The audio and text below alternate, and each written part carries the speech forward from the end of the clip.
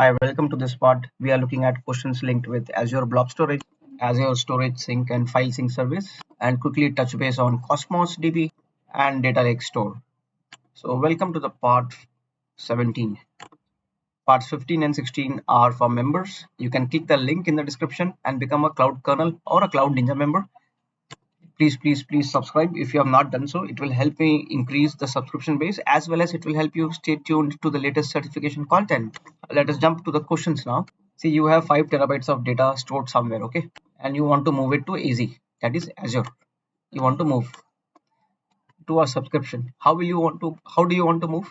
Using import export service. See, if you have a large amount of data set you want to move, you can order disk drives. Azure will send it to you, and that is called data box. And then once you get the data box, you can use this import export feature and move the data to the data box, okay, and then you courier it back. So this data box will then be taken by Azure and your data would be copied. So you have something like data box disk, which looks like this. You have data box heavy, is a big box. It is very rugged. You can take it to uh, like North Pole, Alaska for scientific research. And this also data box also up to 100 terabyte capacity. You can copy data.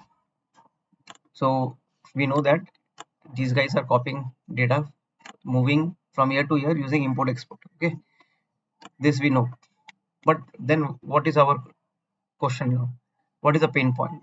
They want to know what can be used as a destination. Like once you send the data box, you see this truck.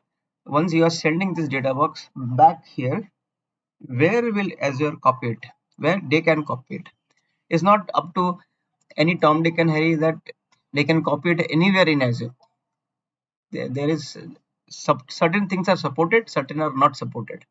See, when we look at the documentation, clearly says this can be copied to a blob location in Azure storage. So blob storage will be our answer. This is the way it has been born. See, this cannot be a Cosmos DB. Cosmos DB applications like Uber, Lyft, etc. They use very high performance database. It is database on steroids, database on Viagra, primarily used for NoSQL databases like MongoDB, Cassandra, Gremlin, and it is also used for SQL-based databases like PostgreSQL. Okay, so this is what it is meant for. So once you have the data, you don't know it is a structured data or unstructured data. How can you copy it in Cosmos DB?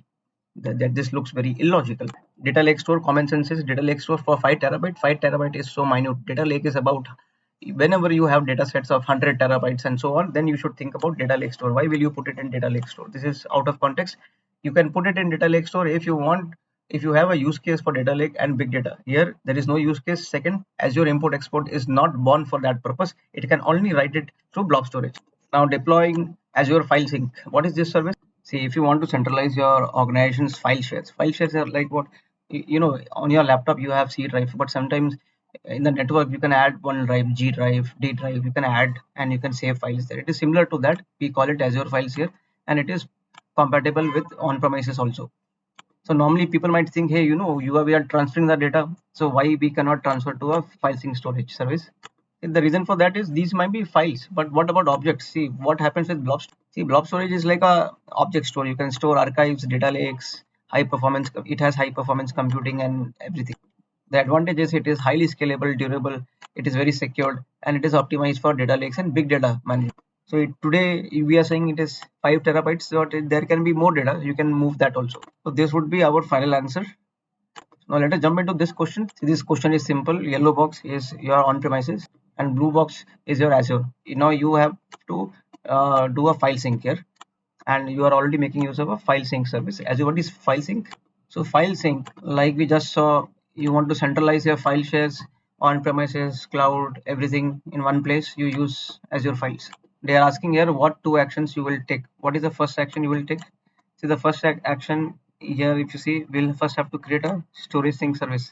Okay, so you will first create a storage sync service. Without that, how will you initiate things? See, other options like sync group, run server registration, that those are secondary things. Okay, first you have to create this service, because if parents are not born, how will the child and grandchild will be born. The parents will be born. So first step is you have to create a sync service, and the second step after that you have to install the file sync agent, because agent is important. Agent is required to make this sync happen. Okay, so you have to get a file sync agent.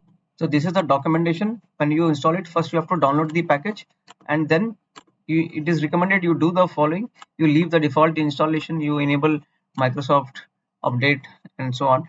Okay, and after that you do a registration of the server with the storage sync service. After that you do that. So this step, this server registration, you do it after that. Okay, so we got our first and second step. These are our answers. Common sense. First you have to the parent should be born first, and once the parent is born, so parent born means you have to create a file sync storage service. Once that is done, you have to install the agent first, because this agent will only help you with the sync up service. So agent is required first. Now let us look at the next question. See, you have a subscription and these are your file shares. Okay, share 1 to share 3, and then you have on-premises file share. Okay, so this is your Azure file share, this is your on-premises file share, and you have created a file sync group and this sync one. And what it is doing is it performs the following actions. It adds share 1 as, so this is the documentation. It adds share 1 as cloud endpoint for sync 1. So sync 1 share 1. That means what it is doing, sync 1 is having share 1. So this, let me change the color. You have in sync 1 share 1 and data 1. That means server 1 automatically goes in, and you register server 1 and server 2 to sync 1. So you are registering both the servers, server 1 and server 2, to sync 1. Okay, now which of the following statement is true? You will get such such questions in the exam. Okay, it looks like one question, but there are actually 3 questions, but it is linked to the same question, same topic. Now it says you can add share 3 as an additional cloud endpoint for sync 1. See, share 3 you cannot add, because share 3, see, you have not registered server 3 or share 3. We have only registered server 1 and server 2. Server 1 has it is linked to data 1 and share 1, so this will not work. So no will be our answer. Now second one says you can add data 2 as additional server endpoint for sync 1. See, you can add, because you know what, see here, you see you have registered server 1 and server 2 to sync 1. Now server 2 has data 2, so that's why data 2 can also be added to sync 1. And now third says you can add data 3 as endpoint for sync 1. Now data 3 is again, it is just like share 3. Data 3 is a part of server 3. Server 3 is not registered to sync 1. It is not registered. That is why it will not work. So here the answer would be no, and this is our final answer. Now some news, layoff news. General Motors, they are laying off several hundred full-time contract workers. They have given buyouts, and 5,000 salaried workers have agreed for that buyout and leave the company. So even the online used vehicle retailer Vroom, they have laid off 11% of their workforce. So they were a small company, they are a small company. So 11%, around 120 employees are getting laid off. And as usual, they will tell that this is a part of organizational restructuring and so on, etc. Now, Clubhouse is laying off more than half of its workforce. What is Clubhouse? So it attracted attention from venture capitalists, and currently, during COVID and those things, it was doing great, and now it is not. A small company. Similarly, Ticker Tape, they are laying off 30% of the staff. Wealth management, their small case they will retain, but others they will lay off. So overall, the startup companies, they have fired 9,400 employees between January to March. Okay. Now, can a better certification, a better technology upgrade can help you save your job? Yes, it can help you save your job, but most of the layoffs we are seeing, these layoffs, the entire department goes away. Okay, so even if you are talented or not, it does not matter. Okay, but that does not mean that you will not keep upgrading your CV. Even if layoff happens, it will be very easy to search for the next job. That is one thing. Okay, now will layoffs happen? Yes, it will happen slowly, because a lot of companies, they are waiting and watching, and they are not very clear about the economic scenario. So that is why a wait and watch, a lot of contracts are not getting signed and so on. In the US, the stock market also fell drastically on Friday. Thursday and Friday it fell drastically. So let's see how it will shape up. But nevertheless, go ahead for various certifications. Why I'm telling, see, a lot of people say, hey, easy 104, why do I need to do it? I am a data engineer, why do I do it? I am a developer, why do I do it? See, boss, now in order to survive when the times are tough, this is a cycle. Now there will be some tough times, then after that it will ease out. But when the times are tough, you should ensure that you have multiple skills. people will onboard people will onboard employees who have multiple skills, so that one person can do job of 2-3 people, like that.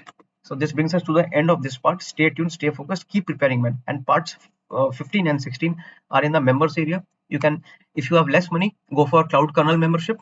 If you have more money and you are looking for very advanced certification and content, go for cloud ninja membership. Okay, the link is in the description.